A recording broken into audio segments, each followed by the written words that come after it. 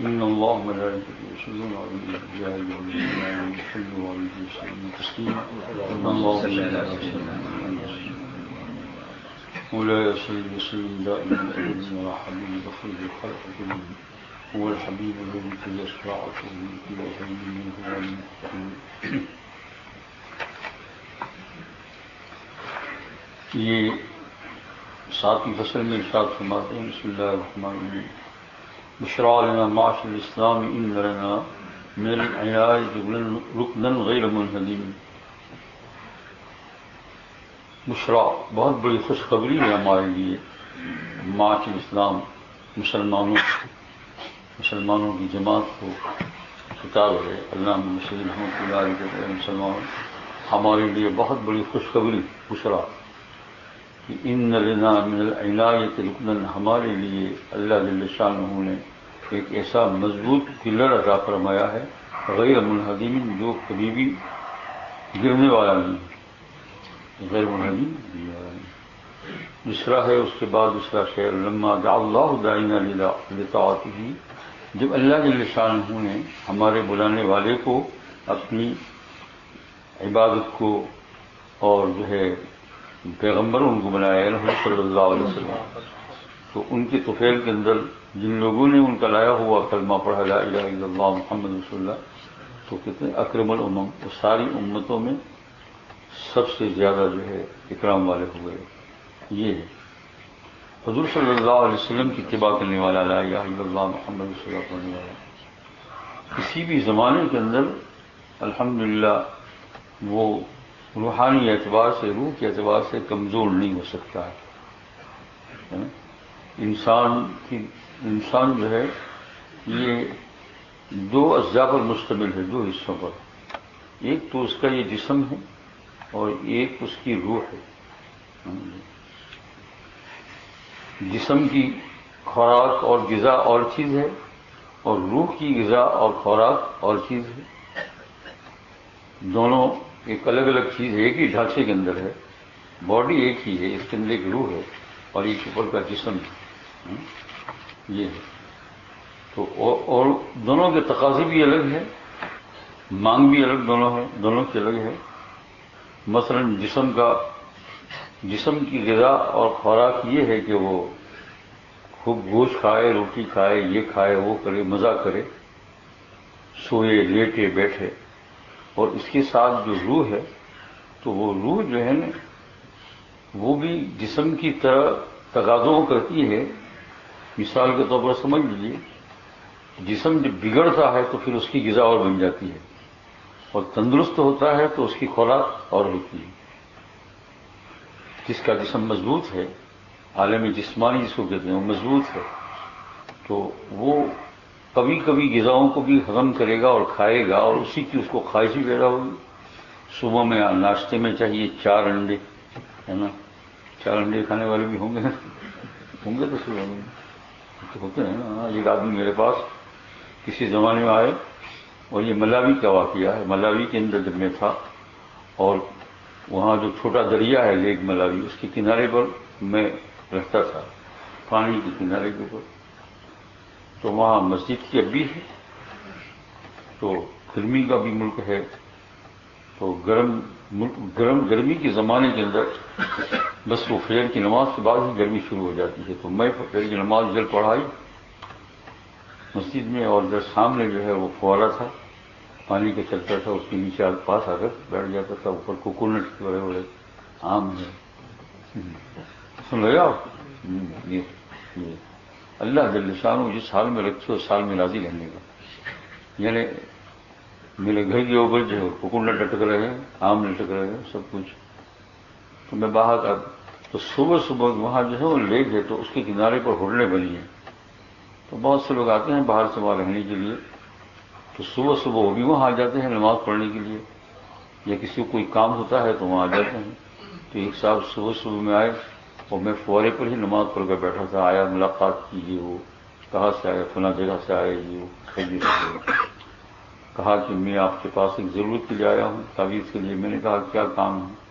تو انہوں نے کھانا نہیں کھایا جاتا اور آگے پھر خود انہوں نے کہنا شروع کیا تھا کسی زمانے میں ناشتے میں 25 روٹی کھایا کرتا تھا. تو میں نے ان سے تو کچھ نہیں کہا، لیکن اپنے نفس سے میں نے بات کی کہ میں نے کہا بھائی جتنی تیری مقدر میں غذا تھی وہ جلدی جلدی کھا لی، ابھی کیا ڈھونڈ رہا ہے؟ روز کی 25 تو ایک دن میں 5 دن کا کھا لیا، اب کیا ڈھونڈ رہا ہے؟ میں ان سے نہیں کہا کیوں کہ بیچارہ کوئی بھی آدمی کسی بیماری کے وقت آ جائے تو جو ہے زخم کے اوپر نمک نہیں چھڑکنا چاہیے. لیکن میں نے یہ سمجھ لیا کہ بھائی تم نے اپنا مقدر جلدی جلدی پورا کر لیا. تو میں نے کہا ناشتے میں چاول کھانے والے بھی ہوتے ہوں گے. تو آدمی جب صحیح ہوتا ہے، اس کا جسم جب صحیح ہوتا ہے تو اس کے کھانے کے تقاضے اور ہوتے ہیں. سب چیز چاہیے مضبوط کھانے کو، ہے نا یہ. اور آدمی جب بیمار پڑ جاتا ہے تو اس کی اسی جسم وہی ہے، لیکن اب اس کے تقاضے بدل گئے. اب بیمار ہو گیا، ایک دن کا اگر بخار آ جائے کیا کھاؤ گے؟ ہے نا، یخنی کھاؤ گے، کھچڑی کھاؤ گے، پلاؤ کھاؤ گے، دال کھاؤ گے، سب چیز ملنا بھی. تو بھائی آج سے بنائے کیا؟ کالی کالی چائے بنا دی ایک پلیٹ بس. دیکھا آپ نے، بل گیا، غذا بدل گئی. اب کبھی مونگ کی دال کھا رہا ہے، کبھی ابلا ہوا گوشت کھا رہا ہے. اب وہ جو صحت میں تھا، جسم بیمار ہوا تو یہ غذا ہے، اور صحیح ہو گیا تو وہ غذا ہے. یہ تمہارا باربیکیو ہے نا، اس پر اللہ رحم کرے ایسا تو نہیں کہوں گا. یہ باربیکیو تب تک کھاؤ جب تک کہ آپ کے جسم کے اندر صحت ہے. پھر اسی باربیکیو کے کھانے سے جب صحت گزر جائے گی، آپ نے کہا یہ کیسے گائے؟ میں ایسا ہی کہہ رہا ہوں. اسی باربیکیو ہے نا، کچا گوشت ہے نا، کچا گوشت کھانے سے آدمی جلدی ختم ہو جاتا ہے. یہ باربیکیو کھاتے کھاتے جب صحت بگڑ جائے گی تو پھر یہ باربیکیو کہتے ہیں. تو پھر کیا ہے، پھر چھوٹی سی بوٹی بھی نہیں کھا سکیں گے. اللہ تعالیٰ حفاظت فرمائے اور جس حال میں رکھے راضی رہنے کا. تو جسم بیمار ہو تو اور غذا ہے.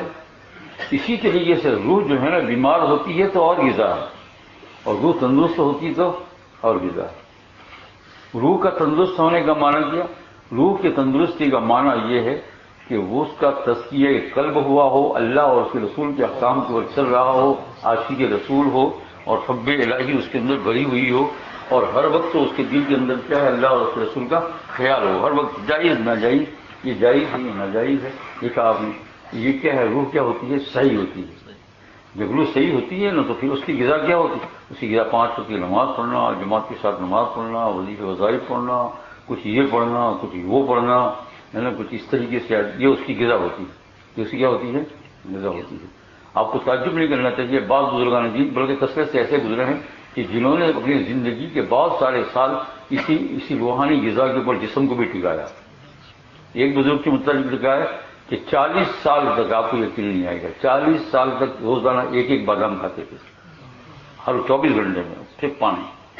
دیکھا آپ نے، یہ جسم کو کس پر ٹکایا انہوں نے؟ روح پر.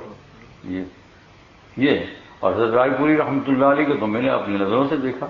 بہت بڑے بزرگ گزرے ہیں، رمضان مبارک کے اندر روزہ رکھتے تھے تو افطاری کے بعد دے جاتے تھے خادم کو انڈا بھنا ہوا اور چائے بغیر دودھ کی، بس یہ پورا کھانا شہری اور افطاری میں. بس پھر شہری کے وقت کا کھجور کھا لیا. بس ان کو پوچھا جاتا کہ حضرت اتنا کم کھائیں گے کمزور ہو جائیں گے. کہا کیا کہہ رہے ہو، جنت کا مزہ آ رہا ہے. جنت کا کیا آ رہا ہے؟ تو ایسے آپ لوگ ایسا نہیں کرنا، ہم سے ایسا ہوتا نہیں ہے، نہیں تو جاؤ گے کام سے آگے. انہوں نے بنایا تھا ایسا اپنے آپ کو. تو یہ جو ہے نا، روح جب تندرست ہوتی ہے تو اس کی غذا یہ ہے، پڑھنا، قرآن پاک کی تلاوت ہے، یہ ہے وہ ہے. اور یہی روح جب بیمار ہو جاتی ہے تو پھر کیا ہوتا ہے؟ پھر اس کو ایک پارا تو کیا، ایک آیت پڑھتے ہوئے بھی اس کو بہت تکلیف، سستی. 2 رکعت نماز پڑھنا ہے سنت موقدہ، ادھر دیکھے گا ادھر دیکھے گا ادھر دیکھے گا ادھر دیکھے گا، اور پھر سر کو ٹھیک کرے گا، جیسا فوج میں جانے گا. یہ دیکھے پھر اس کے بعد مرے ہوئے آدمی کی طرح 2 رکعت نماز پڑھے گی. روح کیا ہو گئی ہے؟ بیمار ہو گئی ہے. اور جس کی روح تندرست ہے تو دڑا دڑ 4 رکعت صلاۃ تسبیح پڑھ لیتا ہے، فرسٹ کلاس، ہے نا. یہ 4 رکعت تسبیح لمبی ہے نا، آج 25 منٹ کی نماز ہے لیکن ماشاءاللہ پڑھ لیتا ہے اور بہت لطف اور مزہ آتا ہے. اسی لیے تو سرکار دو عالم صلی اللہ علیہ وسلم آپ کے صحابہ اور نماز کے اندر جو ہے زیادہ تر جو آپ جو سنتے ہیں سورہ بقرہ پڑھی، اتنا پڑھا، وہ روح کی تندرستی تھی. کیا تھی؟ روح کی تندرستی. تو جیسے جسم کے یہ 2 حصے ہیں جسمانی اعتبار سے، ایسے روحانی اعتبار سے بھی 2 حصے ہیں. میں یہاں یوں کہنا چاہتا ہوں کہ جسم کے اعتبار سے آدمی کچھ بھی بیمار ہو جائے، کچھ بھی کمزور ہو جائے، اور سارے ہی اولیاء کرام، بزرگان دین، صحابہ کرام بیماریوں میں چلے ہیں. حضور صلی اللہ علیہ وسلم بھی مرض الوفات میں ہم نے دیکھا نا، ہاتھ میں نہیں اٹھا سکتے تھے، تو اس کی انہوں نے کوئی فکر نہیں. لیکن روح ان کی کیا تھی؟ بڑی مضبوط تھی. اس پر عمران بن حسین رضی اللہ تعالی عنہ ایک صحابی گزرے ہیں، ان کو کمر کے اندر ایک پھوڑا نکلا یہاں، اور یہ پھوڑا جو ہے نا اس کے اندر سے کچھ پھیک بہ رہا تھا، اور یہ رہا اس زمانے کے علاج کرانے کے باوجود بھی ختم نہیں ہوا 35 سال تک. تو وہ یوں نہیں سو سکتے تھے، کبھی اس کروٹ پر کبھی اس کروٹ پر، 35 سال تک. بہت سارے صحابہ کرام جب وہ کمزور ہوئے تو ان کی اجازت کے لیے بھی جانے لگے، تو بہت حساس خوشی کے ساتھ ملتے تھے. جب ملتے تو چہرے پر حساسیت تھے. پھر الحق تعالیٰ جل شانہ کے فضل و کرم سے وہ آہستہ آہستہ کوئی دوا لگ گئی ایسی ہے نا، تو تندرست ہو گئے. بس ساری دواؤں کو پیدا کرنے والے کون ہیں؟ دوا سے کچھ ہوتا نہیں، دوا کے پیدا کرنے والے اللہ. لاکھوں قسم کی دعائیں ہیں، جس دعا میں اللہ تعالیٰ نے سوا رکھی اس میں ہو جائے نہیں. اللہم صلی علی سیدنا محمد بعدد کل داء و دواء و بارک وسلم. یہ ایک درود ہے، بہت پکا درود ہے. اللہم، اب میں نے کہہ دیا ابھی ٹیلی فون آئیں گے ہم کو لکھ دو، میں پڑھ بھی تو نہ لکھ دوں، یہ سارا کام میں کیسے کروں، ہے نا. اللہم صلی علی سیدنا محمد بعدد کل داء و دواء و بارک وسلم. کہ اللہ رحمت دے حضور صلی اللہ علیہ وسلم پر بکل عادت دائن مانے بیماری، اور دوا مانے دوا عربی میں دوائی کہتے ہیں اس کو. کہ اللہ ہر جتنی بیماریاں دنیا کے اندر ہے اور اس کی جتنی دوائیں آپ نے پیدا کی ہے، ان سب دواؤں اور بیماریوں کی مقدار میں درود دے دوں. ہزاروں قسم کی بیماریاں ہیں اور دوا لاکھوں قسم ہیں. اللہم صلی علی سیدنا محمد بعدد کل داء و دواء، دائن مانے بیماری، بارک وسلم. یہ درود بہت مؤثر ہے، خاص کر کے آدمی اگر جسمانی اعتبار سے کمزور ہو تو اس کو زیادہ سے زیادہ پڑھا کرے. انشاءاللہ بیماری جب اچھی ہونے والی ہوگی ہے نا، لیکن ثواب چالو ہو جائے گا. اور ایک دوسری بات یہ ہے کہ روح بہت اس سے قوی ہوتی ہے. انسان کی کیا ہوتی ہے؟ روح بہت قوی ہوتی ہے. تو میں عرض یہ کر رہا تھا کہ جو ہے دوائیں اللہ جل شانہ نے لاکھوں پیدا کی. عمران حسین رضی اللہ تعالیٰ عنہ کو ایک دوا لگی تو خون وہ جو پیپ نکلتا بند ہو گیا، بہت اچھے ہو گئے بالکل. پھر اٹھنے لگے، پھر اور زیادہ اٹھنے لگے، پھر ذرا چلنے بھی لگے اور سیدھے بھی سونے لگے. تو صحابہ کرام میں اب بھی آتے تھے ان کے پاس، تو پوچھتے تھے تو بہت اچھی طرح بات کرتے تھے. ایک صحابی نے پوچھا کہ ایک بات آپ سے سمجھ نہیں آ رہی. وہ کیا کہا کہ جب بیمار تھے نا آپ تو ہم لوگ آتے تھے تو کچھ آپ کا موڈ بہت خوش میں ہوتا تھا جب بستر پر تھے، لیکن جب سے اچھے ہو گئے ہیں تو ایسا نہیں کہ آپ ناراض ہیں، لیکن وہ سباؤ نہ رہا، وہ موڈ نہ رہا، وہ خوشی یعنی اس قدر نہیں. تو نے کہا آپ سے بات اور سمجھے نہیں. کہا کہ اس وقت جو ہے نا میری روح صحت کے ساتھ بہت قوی تھی. وہ کیوں؟ فرمایا میں بیمار تھا نا، میرا لو لگا ہوا تھا اللہ تعالیٰ سے. فرشتے میرے بستر پر آ کر پوچھتے تھے کہ کیسی طبیعت ہے. جب میں اچھا ہو گیا تو فرشتوں نے آنا چھوڑ دیا نا، اس لیے ان فرشتوں کو اللہ پاک کی طرف سے اتنی اجازت کہ جب تک یہ بیمار رہے تب تک جایا کرو، ورنہ پھر نہیں. اب نہیں آتے ہیں تو مجھے اس کی تھوڑی سی غمی رہتی ہے چہرے سے. دیکھا آپ نے، یہ ہے. تو میں عرض یہ کر رہا تھا کہ جیسے جسم کے 2 حصے ہیں ایسے روح کے بھی 2 حصے ہیں. جب روح مرد مومن کی صحیح ہو جائے گی، جسم کے اعتبار سے کیسی بھی تکلیف ہو، یا یوں کہ دوستوں جس سے مادیات کے اعتبار سے کیسی بھی تکلیف ہو، پیسے کی تکلیف ہو، قرضہ ہو، کھانا پینا ٹھیک نہ ہو، گھر بار ٹھیک نہ ہو، یہ دشمن ہو وہ دشمن ہو، یہ ساری مادیات تکلیف. لیکن اس کا مقابلے میں اگر روح کی ٹھیک ہے، خدا کے ساتھ لو لگا ہوا ہے، انشاءاللہ یہ چیزیں جو ہے اس کو زیادہ پریشان نہیں کریں گی. یہ چیزیں اس کی زیادہ پریشان نہیں کریں گی. مثال سے سمجھاؤں صوفی؟ سمجھو گے؟ سمجھ لو اور کر لو تو دنیا میں آخرت نظر آنے لگے گی. مثال سے یوں سمجھاؤں آپ کو، ایک میں آپ کو سمجھاتا ہوں ایسی مثال سے جو پاک مثال ہو. اگرچہ بعض کتابوں کے اندر اور طریقے سے مثال دی ہو اس کا بھی جواز ہے، لیکن جیسے مولانا رومی کبھی خاص بات کر جاتے ہیں وہاں کسی کو اعتراض کا حق نہیں ہوتا ہے. غزالی بھی اسی طرح ہے. میں آپ کو مثال دوں کہ اگر کوئی نوجوان لڑکا ہو اور کسی نوجوان لڑکی سے اس کی شادی ہوئی ہے، نوجوان کی بڈھی کے ساتھ نہیں، نوجوان اور اپنے اعتبار سے دونوں برابر تندرست ہو اور ایک کو دوسرے سے خوب محبت ہو، اور پھر کیا ہو، نوشا ہو یعنی نئی نئی شادی ہو، کیسی ہو، 8-10 سال کی نہیں ہے نا، یہ تو پھر پرانے ہو گئے، شروع کی شادی میں ایک دوسرے کی طرف کتنا دھیان ہوتا ہے اور ہونا بھی چاہیے، حلال ہے نکاح ہو گیا اسی کو جیون۔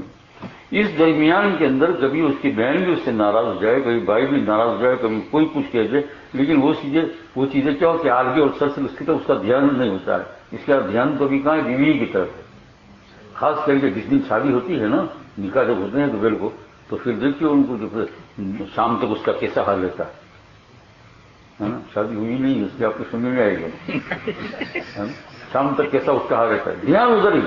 ابھی درمیان میں کئی بات آ گئی کہ بھائی فلانا دوست کو تو نے شادی نہیں بلایا، وہ ناراض ہو گیا، سچ دھیان ادھر۔ پھر دوسری تکلیف آئی کہ ارے بھائی تیری شادی ہوئی، آ گئی بات سمجھ میں، وہ وہاں فلانی جگہ پر مٹھائی نہیں بھیجی، وہ لوگ بھی شکایت کی، اچھا سنا انسنی کر دی، دھیان کہاں ہے، ادھر ہے۔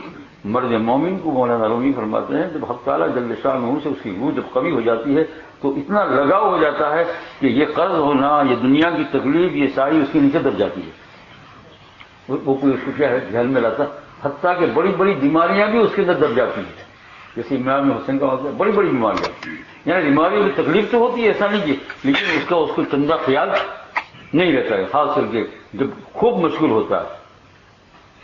ایک تو یہ ہے کہ خیال رہتا ہے جیسے کہ شام تک، پھر رات کو جب مغرب ہوتی ہے نا تو دلہا کا کیا بیوی کے ساتھ ملا ہوتا ہے، پچی تو کوئی نوتا نہیں، کوئی یاد بھی نہیں، سب سے غافل۔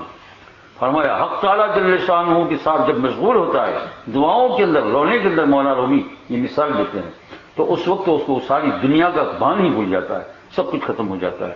یہ اس کی روح کی کیا ہے تقویت، ایسی روح کبھی ہو جائے گی تو اس کے متعلق یہاں صاحب قصیدہ غزال شاہ فرماتے ہیں کہ بشرا لنا معاشر الاسلام ان لنا من العنایت رکن غیر منہدمی، اللہ تعالیٰ نے ایسا سکون، ایسا رکن عطا فرمایا ہے، ایسا یعنی حضور صلی اللہ علیہ وسلم وہ کبھی گرنے والا نہیں ہے، ہر وقت ہمارے دل و دماغ میں ہے، لیکن میں نے کہا کہ اس کو سمجھنے کے لیے، اس کو پانے کے لیے روح کی صحت کی ضرورت ہے، کس کی ضرورت ہے؟ اللہ تعالیٰ کو